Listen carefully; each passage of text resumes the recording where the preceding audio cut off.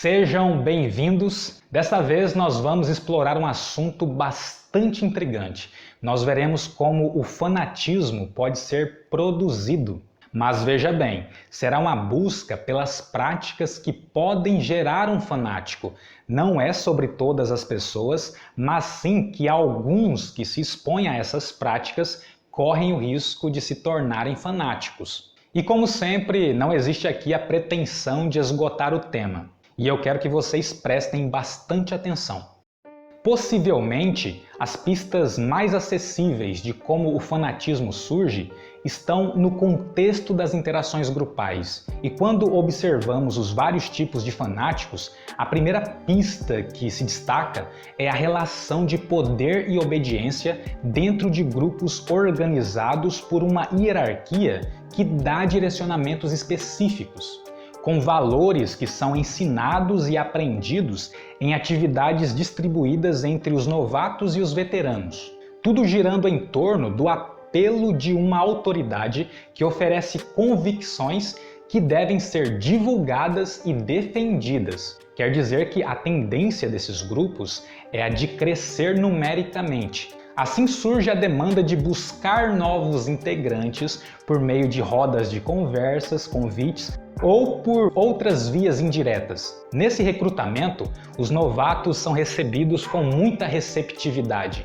A ideia é fazer com que o grupo funcione como uma nova família. No começo são oferecidas atividades prazerosas como gincanas, almoços, jantares, o que faz com que a pessoa fique mais propensa a aceitar mais convites. E quando o novato entra no grupo, um detalhe importante é inserido: o uniforme. Se os integrantes do grupo se vestirem igualmente, pode ser que ocorra o sentimento de unidade e coesão grupal. Isso, inclusive, estimula a pessoa a se comportar em conformidade com os outros integrantes.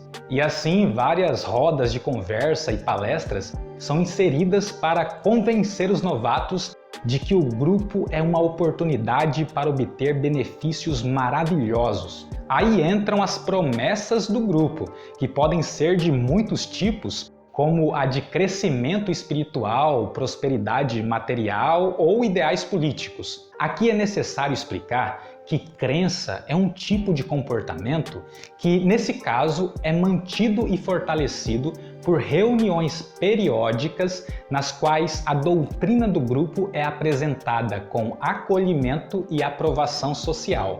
Também é necessário que vocês percebam que quando eu digo doutrina, é qualquer doutrina, independente de ser política, religiosa ou de qualquer outra natureza. E olha só, é justamente quando os novatos aprendem a ver sentido nas promessas do grupo que podem acontecer vários retiros em lugares afastados. Isso isola e controla melhor as condições que regulam a interação grupal. Porque quando alguém vai para um retiro, ela temporariamente deixa de ter contato com alguns referenciais básicos da vida cotidiana e passa a ter contato com atividades lúdicas e doutrinárias. E estar ali em um lugar diferente que associa diversão com os direcionamentos de uma doutrina acaba criando as condições ideais para que a pessoa sinta que aquela doutrina é infalível e indiscutível. Nessas circunstâncias, surge o sentimento de pertencer a uma elite. O grupo passa a ser visto realmente como uma elite espiritual, moral e intelectual. Isso cria uma paixão pelas ideias do grupo. Aquela doutrina se torna a coisa mais importante da vida da pessoa. É nesse momento que alguns grupos passam a introduzir regras para o dia a dia. Basicamente, o que pode e o que não pode na linguagem, na alimentação, na forma de se vestir e até na vida conjugal. Quando chega nesse ponto, o sujeito passará a executar apenas as atitudes permitidas e indicadas pelo grupo. Tecnicamente, isso se chama comportamento verbalmente controlado. É quase como se a doutrina governasse o funcionamento da pessoa.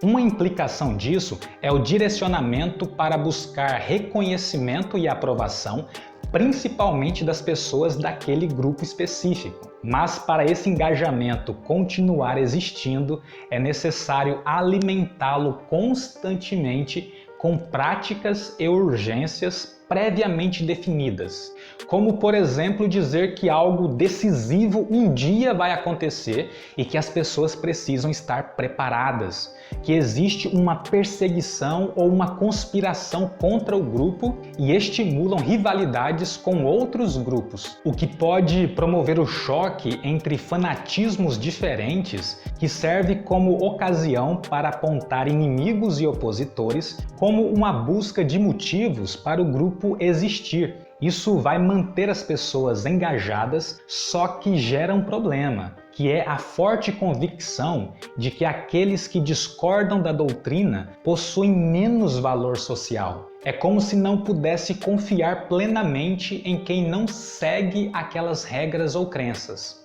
Quem não faz parte do grupo é visto como menos confiável e menos evoluído. Quem pensa diferente pode até ser tratado como se representasse algum perigo, e a partir daí a pessoa se transforma no estereótipo do grupo. A forma como se veste, fala e toma decisões é toda moldada pelos direcionamentos que recebeu. E é nesse momento que ela, sem perceber, vai aprendendo a criar outros fanáticos, seguindo o modelo comportamental dos veteranos. E a manutenção disso tudo é feita por reuniões periódicas que pautam discursos apelativos, músicas e trocas de experiências para estimular sentimentos e emoções como admiração, esperança e euforia, mas indiretamente também estimulam o medo, a vergonha e a indisposição em relação aos valores dos grupos rivais. Quanto mais intensas forem as emoções despertadas pela retórica de um líder, mais intensa será a convicção do grupo. Falas e movimentos repetitivos, cantar e usar um tom de voz muito alto são formas de expressão muito incentivadas nessas ocasiões. Veja bem, quanto mais a pessoa se entrega às emoções evocadas por um discurso, maior será a chance de que ela acredite sem questionar. Ela até pode sentir medo de questionar, especialmente se estiver enfrentando alguma dificuldade na vida fora do grupo, como, por exemplo, nas relações afetivas, sociais e materiais. Porque é justamente a ocasião de acreditar no discurso que dá a oportunidade de sentir aquelas emoções e receber aquela aprovação grupal. Nesse contexto, quanto mais convicção for mostrada, mais aprovação o grupo vai fornecer. E quanto mais aprovação o sujeito receber, mais propenso estará a manter interações baseadas na doutrina do grupo e com as pessoas desse grupo. Isso inicia uma progressão cada vez mais restritiva que diminui a habilidade para questionar lucidamente. Na verdade, questionar qualquer detalhe da doutrina passa a ser encarado como uma ofensa pessoal. E esse engajamento todo pode gerar situações desastrosas, como foi o caso de Charles Manson, que em 1969 induziu pessoas a cometerem vários assassinatos em obediência à sua seita. Outro exemplo foi o pastor Jim Jones, que em 1978 conseguiu induzir mais de 900 pessoas a cometerem suicídio coletivo. E dentre essas pessoas estavam quase 300 crianças. As pessoas estavam tão aficionadas pela doutrina dele que foram facilmente convencidas a beber veneno e também a dar veneno aos próprios filhos. E se você olhar para a história humana, vai ver que ocorreram muitas outras situações desastrosas envolvendo grupos fanáticos. Mas o fanatismo não acontece apenas nessas situações extremas. Ele pode acontecer também em situações simples, daquelas que praticamente ninguém se importa. Inclusive, um fanático pode permanecer inofensivo se nada pressioná-lo a dar provas do seu fanatismo. Mas se ele for pressionado, aí o negócio pode ficar perigoso. Essas pessoas ficam irritadas diante da possibilidade de que alguém possa questionar aquilo que elas defendem.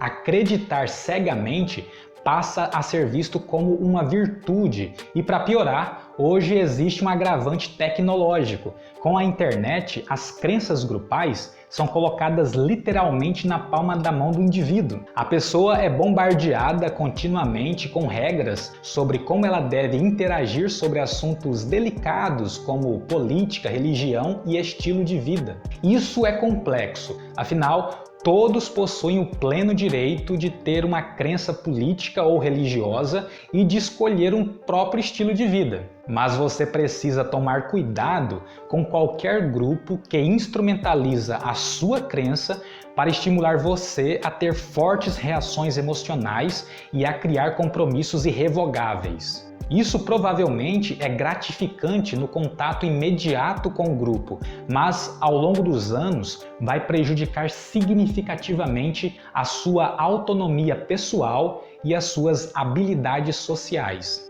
Infelizmente, várias igrejas, grupos políticos e até empresas usam alguns princípios de manipulação grupal para criar engajamento. As lideranças geralmente se mostram muito persuasivas, fazem gestos amplos e falam com um tom interventivo sobre como as pessoas devem pensar e reagir. E qualquer um está vulnerável a esse tipo de manipulação, independentemente da idade, nível educacional ou classe social.